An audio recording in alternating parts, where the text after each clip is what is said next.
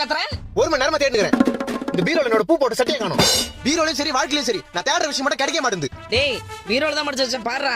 நான் கபோர்ட்ல தேடுறேன். நானும் பீரோல தான் தேடுறேன்.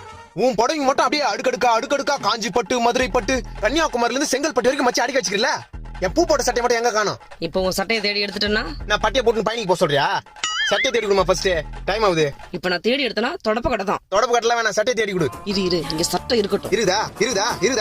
டேய் என் புடவைங்கடா. கீழே வந்தாலும் புடவை இங்க தான் இருக்குது. என் பூ போட்ட சட்டை எங்க? என்ன மூஞ்சி கருக்குதே? ஆத்திரமா வந்து தீஞ்சு வாசனை வருது.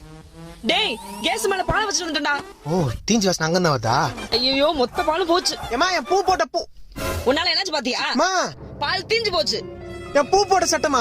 டேய் இங்க பால் தீஞ்சு போச்சுன்ற பூ போட்ட சட்டையா? இந்த கருத்து நீ ஏன் பாத்துட்டு இருக்கற? என் பூ போட்ட சட்டையே இதாமா. பூ போட்ட சட்டை இதுதானா?